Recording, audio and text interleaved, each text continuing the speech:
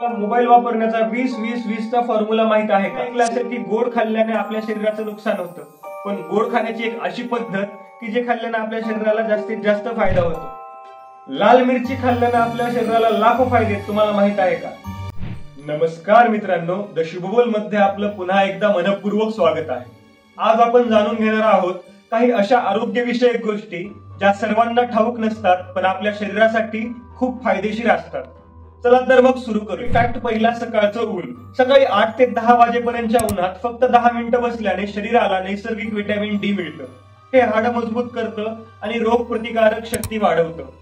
Sunscreen लावून घेतलं तर हाच फायदा कमी होतो। दुसरा फॅक्ट मंडळी, अनवाणी चालणं। गवतावर किंवा मातीवर अनवाणी चालणं म्हणजे ग्राउंडिंग।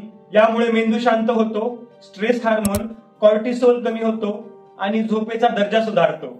तिसरा फॅक्ट, पाण्याची पद्धत। उभं राहून पाणी पिलं तर ते थेट मूत्राशयाकडे जातं आणि किडनीवर ताण पडतो। बसून पाणी पिलं तर ते हळूहळू पचतं, ज्यामुळे सांधे व पचनक्रिया दोन्हीला फायदा होतो। श्वास घेण्याची कला। जास्तीत जास्त लोक छातीपर्यंत श्वास घेतात, पण खरा श्वास म्हणजे पोटापर्यंत। खोल श्वास घेतल्याने फुफ्फुसे पूर्ण क्षमतेने काम करतात, रक्ताला जास्त ऑक्सिजन मिळतो आणि ताण कमी होतो। मंडळी, पाचवा आणि थोडा तुम्ही न ऐकलेला फायदा असेल, तिखटाचा फायदा।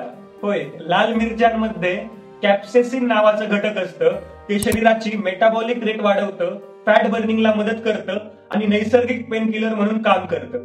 पण प्रमाणातच खायला हवं, नाहीतर आपल्या आजोळीत जेवण नेहमी थोड्या गोड पदार्थानं सुरू करण्याची प्रथा होती।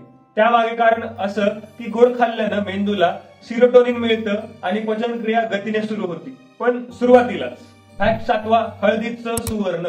दुधात हळद टाकून पिणं हे फक्त सर्दी खोकल्यावर नाही, तर शरीरातील सूज कमी करण्यासाठी, जखमा लवकर भरण्यासाठी आणि नैसर्गिकरित्या झोप सुधारण्यासाठी देखील उपयुक्त आहे। किंवा डोक्याचं तेल। आठवड्यातून किमान एकदा डोक्याला तेल मालिश केल्याने केस मजबूत होतातच, पण डोक्याला रक्त पुरवठा वाढतो, मेंदू शांत होतो आणि ताण कमी होतो। फॅक्ट 9, खाण्याची वेळ। आपलं शरीर सूर्याच्या गतीनुसार काम करतं। सकाळी आणि दुपारी खाल्लेलं अन्न पटकन पचतं, पण रात्री उशिरा खाल्लेलं अन्न बराच वेळ पोटात राहतं आणि त्याचा वजनावर परिणाम होतो। फॅक्ट 10वा, हसणं आणि झोप। दिवसभर जास्त हसणारे लोक रात्री पटकन झोपतात, कारण हसण्याने एंडोर्फिन्स वाढतात आणि मन नैसर्गिकरित्या रिलॅक्स होतं। पाण्याची वेळ।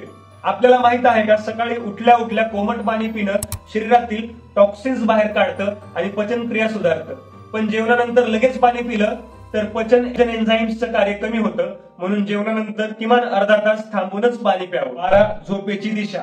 अनेकांना हे माहित नसतं, डोकं दक्षिणेकडे करून झोपल्याने रक्ताभिसरण सुधारतं आणि मेंदूवर ताण कमी होतो। उत्तर दिशेला डोकं करून झोपल्याने मात्र झोपेचा दर्जा खालावू शकतो। हसण्याचं औषध। हसणं हे खरं तर नैसर्गिक औषध आहे।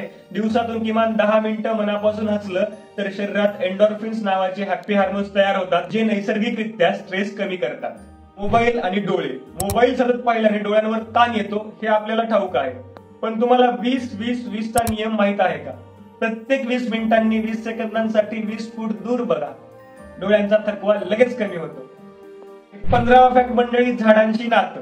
झाडांच्या जवळ वेळ घालवणं फक्त मनशांती देत नाही, तर झाडं ऑक्सिजन वाढून आपली रोगप्रतिकारक शक्ती देखील मजबूत करतात।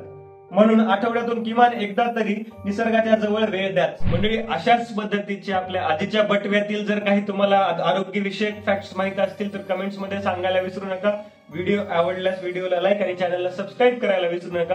भेटूया नव्या एका व्हिडिओ मध्ये नवीन विषयासोबत, तोपर्यंत धन्यवाद।